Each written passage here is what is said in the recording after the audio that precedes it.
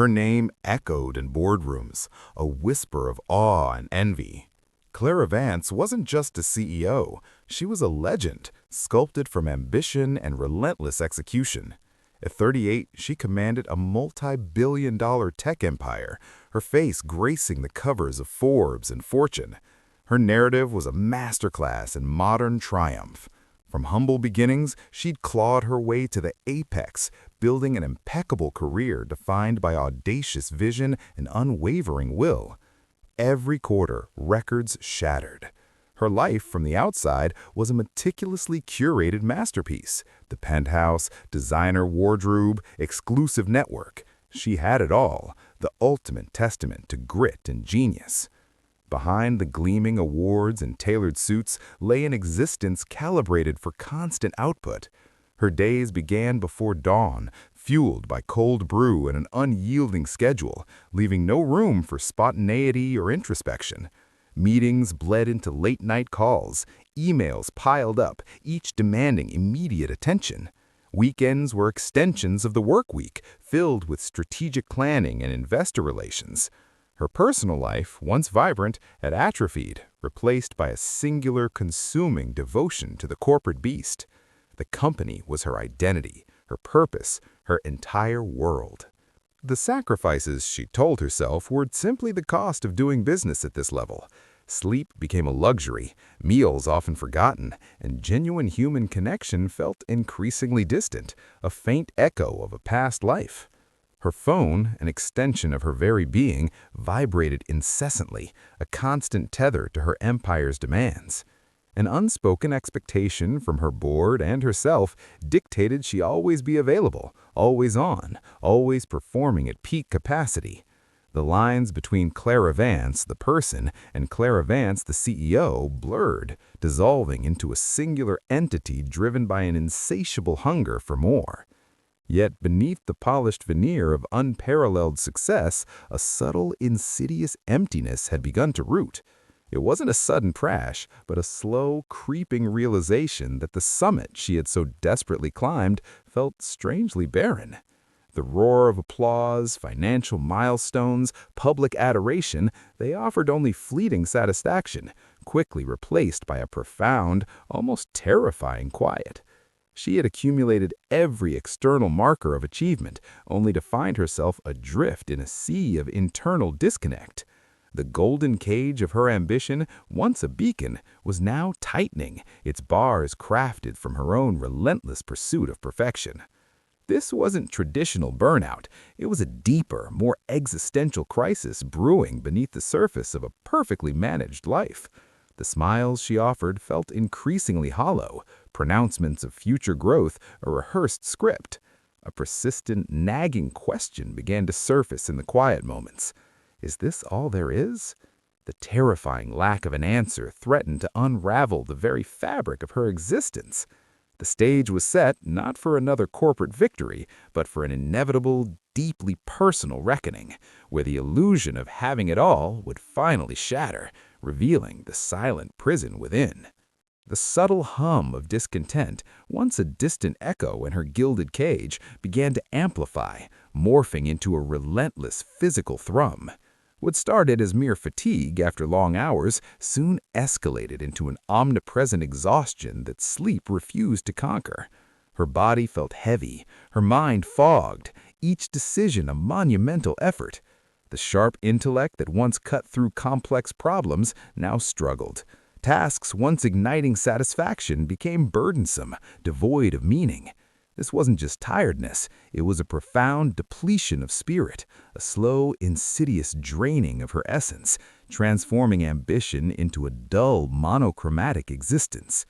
This pervasive weariness was accompanied by a chilling emotional numbness. The thrill of closing a multi-million-dollar deal, the satisfaction of a product launch, even the fleeting joy of a rare weekend off, all were met with a blank, indifferent stare. She found herself observing her own life as if through a thick pane of glass, disconnected from the very emotions that define the human experience. Laughter felt alien, sorrow distant, passion a forgotten language. The ability to feel pleasure, to derive genuine happiness had simply vanished, leaving behind an aching void. It was a terrifying form of sensory deprivation, locked within her silent, unfeeling prison. Then came the true catalyst, the moment silence became the only language her body could speak. It wasn't a gradual fade, but a sudden, violent snap. One ordinary Tuesday, during a critical board meeting, mid-sentence, her voice simply ceased. Her throat tightened, her lungs seized, and the carefully constructed facade of control shattered. A wave of suffocating panic washed over her, her heart hammering against her ribs as if trying to escape. The room swam, faces blurred, and the world narrowed to a pinpoint of overwhelming terror. It wasn't just a panic attack, it was her entire being, her physical and mental self staging a desperate, undeniable revolt. Her body had finally declared its ultimate, non-negotiable strike. The aftermath was a disorienting haze. Waking in a hospital bed, sterile white walls, a stark contrast to her opulent boardrooms, was a brutal awakening. The immediate impact was a profound shock, a visceral understanding that her body had betrayed her, or rather that she had betrayed her body. The relentless pursuit of corporate dominance had exacted its ultimate toll. The world, oblivious to her collapse, continued its frenetic pace, but for her, time had stopped. This sudden, forced interruption left her adrift, disconnected from the very identity she had meticulously sculpted. The silence after her loss of voice was deafening, a stark reminder of her empire's fragility. Stripped bare of her power suits and corner office, she was no longer the formidable CEO. She was merely a woman, vulnerable and utterly lost, confronting a raw, terrifying reality she had meticulously avoided. This forced pause, this abrupt halt to her relentless forward momentum was not a choice, but a brutal necessity. It ripped away layers of ambition and achievement, revealing a deep, aching emptiness beneath. The fear was palpable, fear of the unknown, irrelevance, and confronting the broken fragments of herself she had so expertly ignored. The silence, once a symbol of control, now echoed with the terrifying truth of her own unraveling. The abrupt cessation of the relentless grind left an echoing silence, a void far more deafening than any boardroom clamor. Suddenly, the endless meetings, the urgent emails, the strategic power plays all vanished. What remained was a stark, unfamiliar emptiness, a chasm where a meticulously constructed identity once stood. Without the daily demands, the frantic pace that had defined her existence for so long, she was adrift, untethered from the very anchors she believed held her together. The initial confusion wasn't just about what to do with her newfound unwanted free time. It was a profound disorientation, a visceral shock to a system that had only known forward momentum. This wasn't a sabbatical. It was an involuntary exile from herself. The question began to surface, first as a whisper, then a shout. Who am I without my title? The CEO identity, once a source of immense pride and purpose, now felt like a costume shed, revealing a stranger beneath. The accolades, the power, the influence, they were inextricably linked to a position, not to an intrinsic self. This unraveling ignited a fierce, often irrational anger. Anger at the circumstances that had forced her into this predicament, anger at the system that demanded such sacrifice, and most disturbingly, anger at herself for allowing her entire being to be consumed by a role. It was a raw, unrefined rage, a primal scream against the sudden irrelevance she felt. The silence wasn't just internal, it was external. The phone, once a constant conduit to her corporate world, lay dormant. The flood of emails ceased, replaced by the mundane notifications of personal life which now felt utterly insignificant. The world, her world, seemed to move on effortlessly without her, a cruel testament to her perceived expendability. This was the crushing weight of irrelevance, a profound ache that settled deep in her chest. The fear wasn't just being forgotten by her colleagues or industry peers. It was a deeper existential dread of her own legacy dissolving, of all her hard-won achievements fading into an unremembered past. And then came the insidious pull, the almost irresistible urge to fix it, the ingrained CEO mindset, the problem solver who could navigate any crisis, screamed for a solution. Her mind raced, desperate to strategize a comeback, to find a new project, a new title, anything to fill the yawning chasm. But there was nothing to fix, no tangible problem to conquer with a spreadsheet or a decisive meeting. This internal battle was exhausting, a constant wrestling match between the instinct to control and the stark reality of her powerlessness. Every fiber of her being urged her to return to the fray, to reclaim the identity that had been forcibly stripped away. This was the honest, brutal reality of her new existence, completely lost. The internal compass, once finely tuned to corporate metrics and strategic objectives, now spun wildly, pointing nowhere. The familiar landmarks of success and ambition had vanished, leaving her in an uncharted, desolate landscape. There was no clear path, no immediate goal, just a bewildering expanse of time and an overwhelming sense of not knowing. This wasn't just a career break, it was a forced confrontation with the fundamental question of existence, stripped bare of all external validations. It was the terrifying, yet ultimately necessary, starting point of a journey she never anticipated, a journey inward, into the depths of her own unexamined self. The silence that had once been her tormentor now became a peculiar kind of invitation. Stripped bare of external noise and validation, a faint, almost imperceptible whisper began to surface from deep within. It wasn't the roar of ambition, but a quiet, insistent plea. She understood the path forward wasn't about rebuilding the old, but excavating something entirely new. The decision to seek help, initially fraught with shame, transformed into an act of radical self-preservation. It was a courageous surrender, an admission she couldn't navigate this uncharted territory alone. True strength lay not in perpetual self-reliance, but in vulnerability. Her journey began with tentative steps into realms previously dismissed as soft. Deep therapy became a weekly excavation, peeling back layers of conditioning and protective armor. Mindfulness, once a buzzword, transformed into a vital practice, anchoring her to the present moment, teaching her to observe thoughts without being consumed. She explored alternative healing modalities, not as a quick fix, but as complementary tools to reconnect a mind and body long disconnected. Each session, each meditation was a small act of rebellion against the relentless pace that had nearly destroyed her, a deliberate choice to slow down, to truly feel again. This introspective dive was far from comfortable. It meant revisiting old wounds, confronting childhood narratives, and questioning every societal expectation internalized about success and worth. The process was messy, painful, often triggering anxieties. Yet with each uncomfortable truth unearthed, a tiny fragment of her authentic self emerged, blinking in the light. In these raw moments of honest self-assessment, clarity began to form. If you've ever felt lost on your own journey of rediscovery, share your thoughts in the comments below. What unconventional paths have you explored? Your experiences might just be the light someone else needs. Slowly, almost imperceptibly, she started to remember. The forgotten joy of painting, a passion abandoned for spreadsheets. The solace found in long walks through the forest, a connection to nature severed by concrete jungles. She picked up old books, listened to music that stirred her soul, and allowed herself to simply be without the constant pressure to do.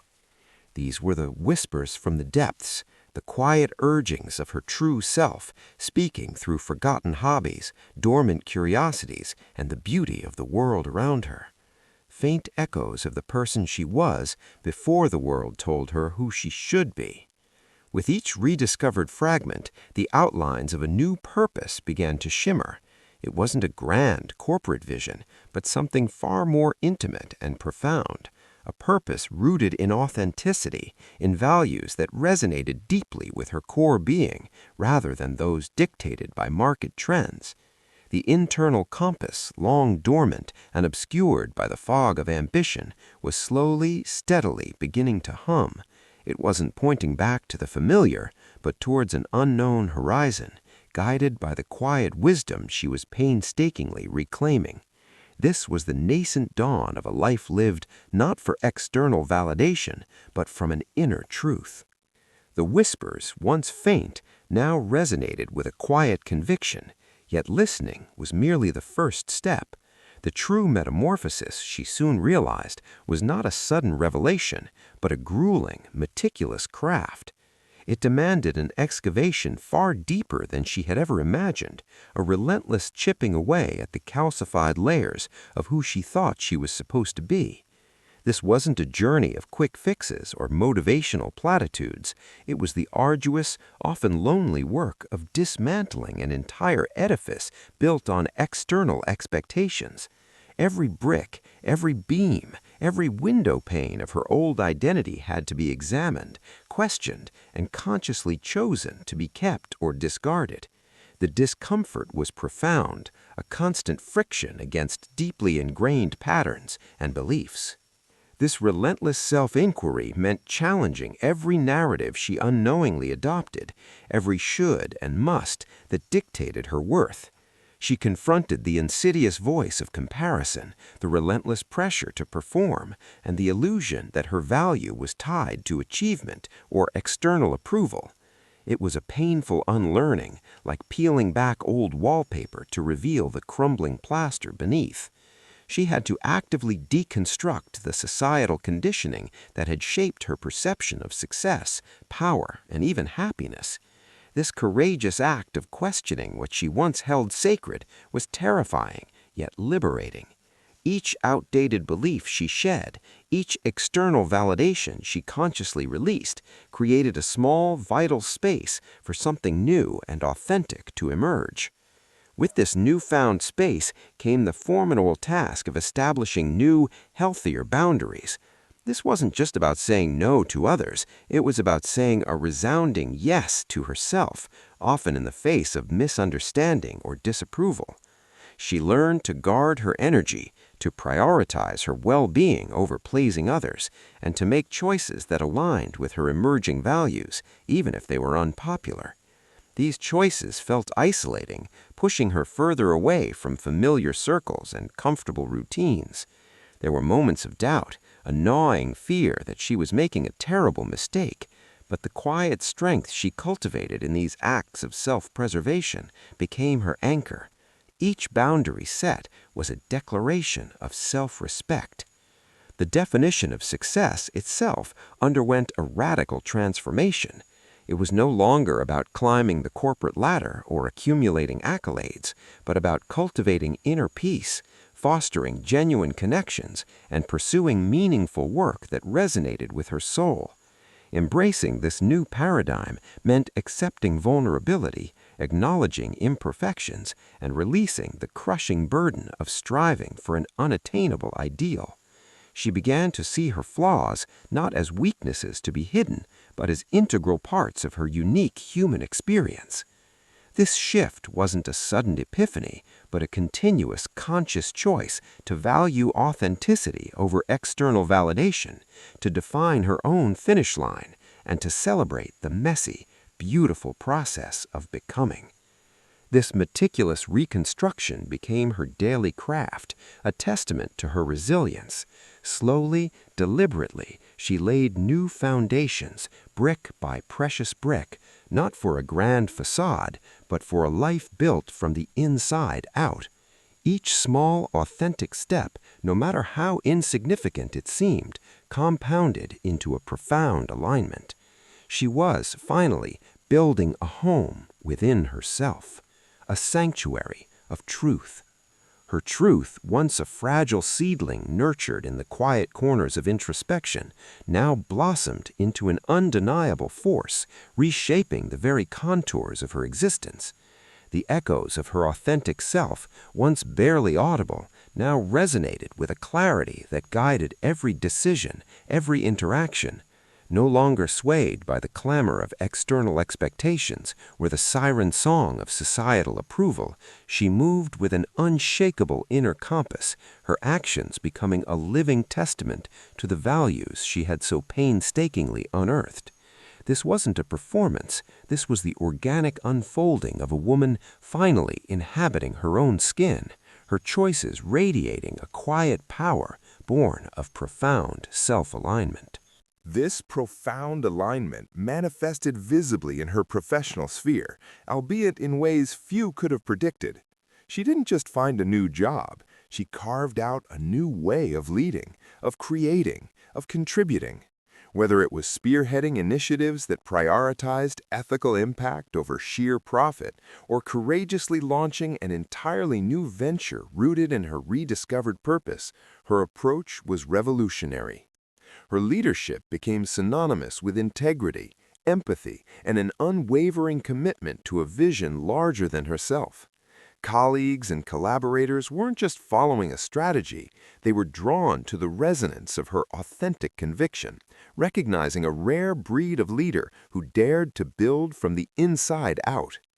Her relationships, too, underwent a seismic shift, transforming from transactional exchanges into genuine connections built on mutual respect and vulnerability. The boundaries she had once struggled to erect now stood firm, not as walls, but as clear definitions of her self-worth and needs. She learned to speak her truth with grace, to listen with an open heart, and to walk away from dynamics that no longer honored her spirit. This wasn't about being confrontational, but about embodying an authenticity that naturally attracted those who resonated with her newfound clarity, while gently allowing discordant energies to fade, fostering a circle of profound and supportive connections. The non-negotiable cornerstone of her new life was her well-being, a concept once sacrificed at the altar of ambition. She understood that true strength wasn't found in endless striving or stoic endurance, but in the radical act of self-care, in embracing rest, joy, and even vulnerability as vital components of her power. Her daily rituals, be it moments of quiet reflection, time spent in nature, or engaging in forgotten passions, were no longer luxuries, but essential anchors. This commitment allowed her to navigate challenges not with exhaustion, but with a resilient spirit, demonstrating that holistic health was the true engine of sustainable impact. Her transformation wasn't merely a phase, it was a fundamental repatterning of her very being, a resonance that echoed far beyond her immediate sphere. She became a living testament to the profound possibility of self-reclamation, an inspiration to those who witnessed her journey, from the echoes of expectation to the full, vibrant expression of her truth. Her life, once a meticulously crafted facade, was now a masterpiece of authentic design, each choice a brushstroke of integrity, each action a note in a symphony of purpose. This was the lasting legacy of her courage, a life lived not by default, but by deliberate, resonant design, radiating a quiet, unwavering light that beckoned others towards their own authentic awakenings. Her journey, from professional collapse to the quiet strength of authentic leadership, unveils a profound truth. Sometimes losing everything is the universe's way of inviting you to find what genuinely matters. In the shattering of her carefully constructed world, she discovered the unbreakable core of her being. The titles, accolades, the relentless pursuit of external validation all crumbled, making space for a deeper, more resonant purpose. This wasn't recovery, but radical recreation, where every scar became a testament to resilience, every doubt a stepping stone towards self-belief. True power, she learned, resides not in what you accumulate, but in how authentically you express who you are. This rediscovered purpose wasn't a static goal, but a living, breathing expression of her essence, woven into daily choices. It wasn't about finding a new, grander title, but about infusing integrity and intention into every interaction, project, moment. The true currency of her life became alignment, aligning actions with values, words with truth, energy with well-being. This wasn't an overnight revelation, but the sustained effort of showing up for herself, even when the path was unclear, even when old whispers of doubt resurfaced. Purpose, she demonstrated, isn't found, it's forged in the crucible of self-discovery and expressed through courageous living. The unwritten chapter, then, is not merely a metaphor for the future, but an invitation to embrace the ongoing narrative of self-creation. Life is not a fixed script, but a dynamic, unfolding story where every challenge is an opportunity to author a more profound, more authentic chapter. She learned that true strength isn't about avoiding falls, but about the unwavering commitment to rise, to adapt, to learn, and to keep writing her story with integrity and grace. This journey, fraught with pain and triumph, ultimately taught her that the most beautiful narratives dare to defy expectations, embracing vulnerability as a superpower and imperfection as a unique signature of humanity. So, what are the lessons applicable to each of us? This journey is a powerful testament that pausing, listening to our inner voice, and having the courage to dismantle what no longer serves us can be the most revolutionary act of self-love. It reminds us that our worth is intrinsic, not earned through endless striving, and the incessant chase for more often blinds us to the abundance within. It's an invitation to introspect. What old narratives are you clinging to? What does true success look like when stripped of societal pressures? What truly matters to you beyond external achievements? Her story culminates not in a definitive end, but in a resonant beginning, a life lived with open eyes, an open heart, and an unwavering commitment to authenticity. It's a powerful reminder that sometimes the greatest treasures are found not in what we gain, but in what we bravely choose to let go of. Purpose isn't a destination, but the journey itself, a continuous unfolding of our truest selves. May her journey inspire you to write your own unwritten chapter, to find your profound meaning beyond the noise, and to live a life that truly resonates with your deepest truth. If this journey resonated, consider subscribing for more stories of transformation and authenticity, and join us in exploring what it truly means to thrive.